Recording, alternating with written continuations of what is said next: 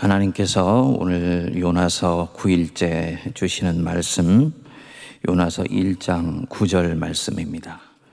그가 대답하되 나는 히브리 사람이요 바다와 육지를 지으신 하늘의 하나님 여호와를 경외하는 자로라 하고, 우리 성도님들이 요나서를 지금까지 바르게 묵상을 해왔다면 이 요나서가 단순히 과거의 역사를 기록한 책일 뿐만 아니고 온갖 상징과 비유와 암시와 복선과 은유로 가득 차 있는 신기한 책이라는 것을 알 수가 있으실 것입니다.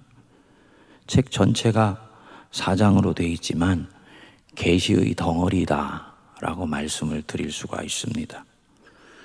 요나가 하나님의 말씀을 뿌리치고 다시스로 가는 배를 탔지요.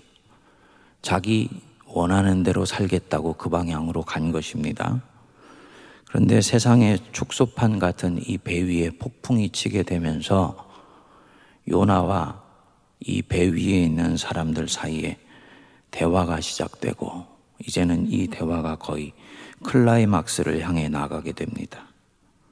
사람들이 8절에서 요나에게 물었습니다. 네가 어디서 왔으며 네 나라는 어디냐? 너 때문에 이런 재앙이 우리에게 닥쳤다 그러는데 너는 도대체 누구냐? 물었습니다. 성도님들, 내가 만일에 묵상하는 요나라면 지금 이 상황에서 이 질문에 대해서 어떻게 답을 하실 것 같습니까? 내가 요나다. 나는 하나님의 말씀이 싫어서 내가 원하는 곳으로 가고 있어요. 나 때문에 이 재앙이 닥쳐왔는데 이 재앙으로 인해서 나뿐만 아니라 다른 사람도 고통을 겪습니다. 사람들은 혼신의 힘을 다해서 이 상황을 헤쳐보려고 동분서주하고 땀을 흘립니다. 그리고 나는 저 구석에서 못 본 척하고 눈을 감고 있는 거예요. 그런데 어느 순간부터 사람들이 나를 주목하기 시작합니다. 그리고는 자신들의 방법으로 나 때문에 이 일이 생긴 것을 알게 되고 내게 몰려옵니다. 그리고 몰려와서 묻습니다. 너는 도대체 누구냐? 어디서 왔으며 너는 어느 나라에 속한 사람이냐? 이 말하는 사람의 분위기들이 느껴져 오시지요? 이들의 시선은 절대로 요나를 향해서 따뜻하지 않습니다. 우호적이지 않아요? 어떤 사람들은 그 중에서 적대적인 사람들도 있을 것입니다. 너 때문에 이렇게 됐다는데 네가 도대체 어떤 사람이야? 아니래, 내가 요나라면 어떻게 반응할까요? 아마도 그 영이 아직 깨어나지 못한 사람들은 이렇게 얘기를 할 것입니다. 나는 이 일과 아무 상관이 없소이다. 억울합니다. 하고 거짓말을 하고 자기 신분을 숨길 수 있지요. 왜냐하면 그게 이 사람들 앞에서 훨씬 안전하기 때문이에요. 자기 때문에 이 재앙이 찾아왔고 이 배가 이렇게 파선 직전에 이르게 된 것은 나 때문이다 라고 고백을 하면 이 절박한 선원들에게 무슨 봉변을 당할지를 알 수가 없습니다. 그리고 무엇보다도 나는 어쨌든 내가 선택해서 가는 이 방향에서 궤도를 수정하고 싶지 않아요. 계속 고집스럽게 이 길을 가고 싶습니다. 지금 내가 그렇게 한다면 나는 무엇을 하고 있는 것입니까? 나는 이 배 위에서 또다시 도망하고 있는 것입니다. 처음에는 하나님의 말씀으로부터 피해서 도망했는데 이제는 다시 이 배가 처해 있는 상황으로부터 피해서 도망하는 거예요. 자기 안으로 숨는 거지요. 하나님의 뜻을 압니다. 지난번에도 말씀드렸지만 하나님이 누군가에게 그 인생 속에 쳐들어오셨을 때는 당신이 무엇을 내 인생을 통해서 하시려고 하시는지를 나의 영에게 가르쳐 주시고 그 일을 하세요. 내가 그것에 반응하지 않는 것은 모르기 때문이 아닙니다. 알고 있습니다. 그렇지만 반응하고 싶지 않아요. 그것을 성경에서는 내 죄 때문이라고 하기도 하고 나의 욕망 때문이라고 얘기를 하기도 하는 거지요. 요나는 지금 이 상황이 무엇 때문에 이렇게 전개되고 있는지 알지요? 그리고 다시 상황으로부터 피해서 자기 안으로 숨을 수 있는 거예요. 이때 이 사람 하나님의 뜻을 압니다. 하지만 돌이키고 싶지 않습니다. 자기가 잘못했다는 것을 인정하고 싶지를 않은 것입니다. 만일에 우리 중에 이렇게 지금 하고 있는 분이 있다면 그는 아마도 앞으로 이런 인생 폭풍을 계속 만나게 될 것입니다. 이유가 있어요. 하나님은 한 번 택한 이 요나를 절대로 놓치지 않으십니다. 절대로 놓치지 않으세요. 하나님은 선택하시면 놓으시는 법이 없어요. 선택했는데 놓쳤다? 그럼 그건 하나님이 아니세요. 선택한 사람은 절대로 놓치지 않습니다. 그리고 이 사람은 그 하나님의 손길이 싫어서 고집스럽게 뿌리치죠. 하나님이 처음에는 살살 다루십니다. 계속 고집스럽게 뿌리치면요, 시간이 지나면서 강도가 하나님도 점점 세지세요. 그래서 본인에게 감당할 수 없는 고난의 폭풍이 밀려오기 시작을 합니다. 자기 인생에 이런 고난이라는 형태로 아픔이 찾아오는 것입니다. 그만큼 많은 시간을 허비하게 될 것이고 한 번 살고 가는 인생 속에 돌아가게 될 것입니다. 그리고 마침내 하나님의 그 손길이 무엇을 뜻하는지를 알게 되어서 하나님께 항복하고 처음 부름받았던 그 자리로 돌아오게 되지요. 지혜롭지 않은 거죠. 지금이 만일의 기회이다. 하나님이 요나서 말씀을 통해서 내게 도전하신다. 나는 더 이상 그분에게 피해갈 수 없어 라고 생각되고 깨달아져서 주님을 향해 반응하는 순간 이 사람이 잠에서 깨어나는 것입니다. 잠에서 깨어나는 은혜가 우리에게 임하게 되기를 바랍니다. 요나는 감사하게도 자기 완고함을 이제 꺾어요. 더 이상 피해 도망가지 않고 정직하게 상황에 직면해서 고백을 하지요. 나는 히브리 사람이요, 바다와 육지를 지으신 하늘의 하나님 여호와를 경외하는 사람이요, 나는 히브리 사람이다. 잠시 호흡을 멈추고 한번 곱씹어 보시죠. 나는 유대인이다. 이렇게 고백하지 않고요, 나는 히브리 사람이다. 히브리 사람, 강을 건넌 사람이라는 뜻이라 그랬죠.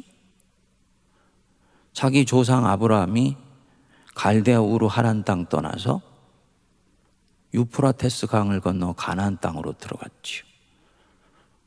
아브라함이 쓰는 어투나 억양이 가나안 사람 억양이 아니에요. 너 어디서 온 사람이냐? 내 고향은 갈대아요. 나는 유프라테스 강을 건너왔어. 사람들이 얘기를 합니다. 너 히브리 사람이구만. 강 건넌 사람이구만. 아브라함이 사람들이 자기에게 이렇게 부르는 것을 기쁘게 받아들입니다. 거기에 영적 의미가 있었기 때문이에요. 그래, 나는 히브리 사람이야. 나는 강을 건넌 사람이야. 강 저편, 탐욕의 땅, 욕망의 땅, 하나님 없는 땅을 건너서 강 이편에 와서 이제는 하나님을 주인으로 섬기고 하나님의 나라를 꿈꾸며 살아가는 사람이다. 나는 히브리 사람이야 라고 고백을 했습니다. 그리고 이 고백이 아브라함의 모든 후손들이 하나님 앞에서 가졌던 그들의 고백이 되었습니다. 나는 히브리 사람이요, 나는 강을 건넜어. 나는 이제는 강 저편에 있는 사람과는 다른 방식으로 생각하고 다른 방식으로 꿈꾸고 다른 삶을 선택하면서 결단하고 하나님을 주인 삼아서 살아가는 사람이요 라고 고백을 하는 거예요. 그러니까 이 순간에 이 요나가 나는 히브리 사람이다 라고 고백을 한 것은 자기가 진정 누구인지를 이제 인정하고 받아들이는 거지요. 자기가 누구에게 속한 자인지를 인정하고 깨달은 것입니다. 머리로 깨달은 것이 아니고 가슴으로, 영으로 깨달은 거예요. 영적인 잠에서 깨어난 것입니다. 자각한 것이죠. 모든 자각은 두 가지 방향으로 옵니다. 첫 번째로는요, 하나님이 어떤 분인지를 진정으로 자각하는 것입니다. 바다와 육지를 지으신 하늘의 하나님 여호와를 경외하는 자로다. 묵상해 보면 좀 그렇죠. 요나가 진짜 하나님을 경외한다면 하나님 말씀하신 것 마음에 안 든다고 반대 방향으로 갔겠습니까? 이 말은 아직은 요나는 1장 1절 2절에서의 요나는 하나님을 진정으로 경외하지를 못했다는 얘기입니다. 그런데 이 고난의 폭풍 속에서 인생이 한 차례 뒤흔들리고 나서 비로소 하나님이 어떤 분이신지를 이제 알았다는 거예요. 살아계신 하나님, 고난의 폭풍 속에서 경험한 것입니다. 하나님을 진짜로 만난 것입니다. 그리고 바로 이 지점이 진정으로 신앙이 시작되는 지점입니다. 교회 학교에서 하나님에 대해서 배우지요. 그 모든 배움은 겸손해지기 위해서는 내가 머리로 배우고 있는 것이다 라고 인정하시고 받아들이시면 돼요. 교리에 대해서 배우죠. 그것은 하나님에 대하여 배우는 것입니다. 하나님을 경험하는 것이 아니고 하나님에 대하여 배우는 거예요. 그건 다 머리예요. 이성과 합리성으로 받아들입니다. 하지만 이 이성과 합리성은 절대로 내 가슴을 움직여서 내 존재를 걸고 하나님 앞에 자기 인생을 드리는 데까지는 나가지 못합니다. 그러니까 이 요나 같은 상황이 오면 마음에 안 들면 절대로 육이 가는 방향을 거슬러서 하나님을 쫓아갈 수가 없어요. 근데 이 요나가 시간을 걸려서 하나님을 알게 되고 난 뒤에 하나님이 진정 어떤 분이신지를 깨달아 알고 난 뒤에 나는 바다와 육지를 지으신 하늘의 하나님을 경외하는 자로다. 하나님을 향해서 깨어난 것입니다. 이 은혜가 우리에게 임할 수 있게 되기를 바랍니다. 두 번째로는 부르심에 대해서 자각하는 거예요. 부르심에 대해서 자각. 세상을 향한 자기 사명, 자기 책임을 자각하는 것입니다. 유진 피터슨 목사님이 이 요나서 전체를 풀면서 이걸 묶어서 목회자의 소명이라는 책을 썼는데요. 이분이 그렇게 얘기를 하더라고요. 현대의 그리스도인들은 심각하게 소명이 풍화되어 있다 이렇게 얘기를 했어요. 사막에 가면은 이 바위가 오랜 비바람에 의해서 풍화되어서 바위가 흙처럼 형체도 없이 되어버리는 것처럼 현대의 그리스도인들은 하나님의 은혜를 갈구하고 주님과의 만남을 갈구하는 부분에 있어서는 이전과 별반 다를 바가 없지만 하나님이 자신을 왜 부르셨는지 그 사명을 깨닫는 데 있어서는 그 사람의 영성이 심각하게 풍화되어 있다 이렇게 얘기를 하더라고요. 저는 읽으면서 공감을 했습니다. 요나가 여기까지 떠밀려 온 것은 자기가 무엇 때문에 하나님의 사람으로 부름받았는지를 자각하지를 못했기 때문입니다. 그런데 이 지점에 와서 이제 부르심을 자각하는 거예요. 세상을 향한 자기 책임을 자각합니다. 그리고 이 책임, 절대로 뿌리치려고 해도 뿌리칠 수 없다는 것을 알아차리기 시작하면서 하나님께 조금씩 항복해 갑니다. 성도님들이 제가 아마도 제일 싫어하는 단어 중에 하나가 바로 이 책임이라는 말일 것입니다. 영어로는 responsibility라고 그러지요. respond, 응답하다. 거기에 ability, 능력이 합쳐진 거예요. 응답하는 능력이에요. 기독교 신앙에서는 책임 그러면은 세상의 아픔에 응답하는 능력, 하나님의 부르심에 응답하는 능력, 그것이 책임입니다. 니느웨에 가서 심판을 전하라. 니느웨는 자기 책임이 아니라고 보았습니다. 그들이 고통을 겪는 건 사실이에요. 하지만 요나가 볼 때는 그건 그들의 죄악 때문에 고통을 겪는 것이지 내 책임이 아닙니다 라고 생각을 했습니다. 이 뭐냐? 지금 요나는 니느웨가 당하는 고통에 응답하는 능력이 없는 것이지요. 영적으로 굉장히 무감각해요. 그리고 이 요나 속에 있는 판단하고 정죄하는 마음이 이 무감각함을 더해주게 됩니다. 그래서 무감각한 모습이 점점 강화되었습니다. 그래서 도망을 했죠. 그리고 이 폭풍 속에서 고통하는 사람들을 만났어요. 처음에는 모른 체하고 잠을 잤습니다. 여전히 무감각했다는 얘기입니다. 그런데 이 고통 속에서, 이 폭풍 속에서 고통하는 사람들의 실체를 보면서 이들의 고통이 조금씩 보여지고 느껴지기 시작합니다. 이제 다음에 묵상하면 나오겠습니다만 자기 몸을 바다에 던져달라. 그러면 바다가 잠잠해질 것이다. 뭐 하는 것입니까? 지금의 이 폭풍이 자기의 책임이라는 것을 인정하고 받아들이는 거예요. 어떻게 이 마음을 가질 수 있는 것이냐? 세상이 당하고 있는 고통이 느껴지게 되면 이 책임을 질 수가 있습니다. 요나도 한꺼번에 니느웨에 대한 책임을 감당하지 않습니다. 이 작은 배 위에서 책임을 먼저 연습합니다. 세상의 축소판처럼 보이는 이 작은 배에서 이 작은 세상을 향한 자기 책임을 자각하기 시작하면서 여기서 사명의식이 생기기 시작해요. 나는 히브리 사람이다. 나는 강을 건넌 사람이다. 나는 세상 사람과 다르다. 아멘 하십니까? 나는 세상 사람과 달라. I'm a Christian. 나는 그리스도인이야. 나는 그리스도를 주인으로 왕으로 섬기고 살아가는 사람이야. 차별의식을 얘기하는 것이 아니고 나는 세상 속에 있지만 세상과는 다른 독특한 삶의 방식과 가치관과 세계관을 가지고 살아가는 사람이라는 거예요. 그리고 이것을 위해서 때때로 받는 고난을 기꺼이 감수합니다. 주님이 이 사람 복이 있다고 그러셨죠. 의를 위해서 받게 받는 자는 복이 있나니 천국이 저희들의 것이다. 바로 이 나는 히브리 사람이요, 이 말은 바로 이 요나가 자기가 어떤 사람인지를 비로소 자각하고 받아들였다는 것입니다. 그리고 이 작은 배가 당하고 있는 이 고통을 이제 느끼기 시작했다는 거예요.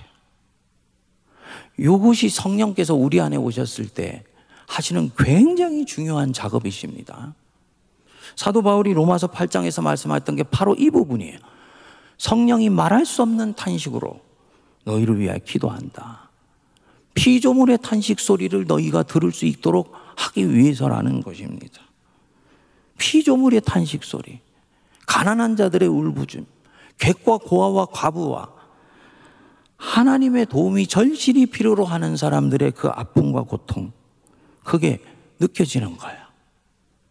하나님이 바로 일하실 수 있지만 그렇게 하시지 않는다는 거예요. 히브리 사람들, 강을 건넌 사람들을 통해서 그들을 살피고 돌본다는 것입니다.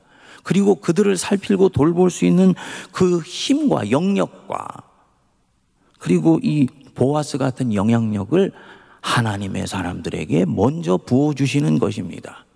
우리끼리 잘 먹고 잘 살라고 주시는 것이 아니고 나누고 차고 넘치도록 하시기 위해서 부어주시는 거예요. 그런데 우리가 하나님 앞에 은혜는 받았는데 그 은혜만 누릴 뿐 이 받은 은혜로 다른 누군가와 나누려고 하지 않는다? 우리는 요나와 같이 되어 있는 것이지요. 이 코로나 가운데 중소상공인들의 그 아픔과 고통이 느껴져요. 여러분들 상점 지나가 보시면 아시지요? 2년 전에는 이 거리가 이렇지 않았는데 묘하게 느껴져요. 어제 신촌을 제가 차를 타고 지나가게 되었는데요. 설렁해요. 보니까 곳곳이 상점이 문을 닫았더라고요. 그 빈 건물 속에서 아파하고 고통하는 사람들의 아픔이 느껴질 수 있어야 되는 거지요. 제3세계의 아픔 느껴져야 되는 거지요. 선진국들은 2번의 주사를 다 맞고 부스터샷까지 맞는다. 미국에서 논쟁이 있더라고요. 이게 진짜 필요하냐? 저는 진정으로 미국이 하나님의 말씀 위에 세워진 국가라면 그는 의학적으로 판단할 뿐만 아니라 윤리적으로 판단해야 된다고 봅니다. 진정으로 미국이 하나님을 섬기고 하나님을 모시는 국가로서 누구에게 얘기하기를 원한다면 그것은 정말 이것이 윤리적으로 옳은 것인가를 진지하게 스스로에게 물어야 된다고 봅니다. 저 아프리카에는 이 코로나 속에서 백신 한 번도 못 맞아서 죽어나가는 사람들이 수도 없이 많은데 완벽하게 안전하기 위해서 부스터샷을 맞는다. 우리가 기도할 부분들입니다. 어떻게 결정이 되든 이 부분에 대해서 아픔이 느껴져야 돼. 그게 바로 나는 히브리인이요 라고 고백하는 것이죠. 그리고 이것이 느껴지기 시작했을 때 우리는 서서히 자기 욕망을 내려놓기 시작해요. 자유를 절제하기 시작합니다. 무한히 누릴 수 있는 자유가 있지만 누군가를 위해서 희생할 수 있는 용기가 나오기 시작합니다. 그리고 그것이 기쁨 속에서 진행이 돼요. 영적인 히브리인이죠. 성도님들, 우리 각 심령 속에 나는 히브리인이요 하늘과 땅을 만드신 살아계신 하나님을 섬기는 사람이요, 담대한 믿음의 고백이 우리 안에 있어지게 되기를 바랍니다.